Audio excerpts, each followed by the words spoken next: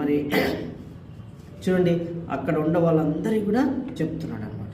తన చుట్టూ ఉంటారు కదా, మంత్రులు ఉంటారు, మరి తన విచారణకర్తలు ఉంటారు, ఆ తర్వాత జడ్జిస్ ఉంటారు, ఇంకా అందరూ ఉంటారు రాజు సన్నిధిలో, అందరూ ఉంటారు అనమాట. అన్ని పనులు రాజు నుంచే మరి సెలవు పొందాలనక, రాజు సెలవు పొందాలనక రాజు దగ్గర అన్ని తెగలకు చెందిన వాళ్ళు ఉంటారు, అన్ని డిపార్ట్మెంట్స్ ఉంటాయి అన్నమాట. కనుక చూడండి అందరికీ చెప్తున్నాడు. అయితే మన దేవుడైన యెహోవాను మనం ఆశ్రయించినందున మనకు ఆయన నిరభ్యంతరంగా మనం దేశంలో ఎక్కడైనా తిరగవచ్చు అని చెప్తున్నాడు. కనుక చూడండి నిరభ్యంతరం అనే మాట చాలా ప్రాముఖ్యమైన మాట ప్రియులారా.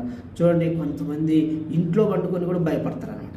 ఎందుకు ఇంట్లో వండుకొని ఎందుకు భయపడతారంటే దోమలు కుడతాయేమో. చాలామంది దోమలు కుట్టి కూడా చనిపోయినారు. చూడండి నాకు తెలిసి మరి ఒక ఆయన ఏసీ రూమ్లో పండుకున్నాడు, డాక్టర్ గారు. ఆయన చూడండి డాక్టర్ గారికి ఏసీలో నుంచి ఒక దోమ వచ్చి కుట్టి చనిపోయినాడు. చూడండి ఎంత మరి చూడండి కాపాడుకున్నాడా. ఆయన డాక్టర్ గారి దగ్గర డబ్బులు ఉంటాయి, డాక్టర్ అంటే మరి ఆయన ఉండే రూమ్ ఏ విధంగా పెట్టుకోవాలని కూడా ఆయనకు తెలుసు.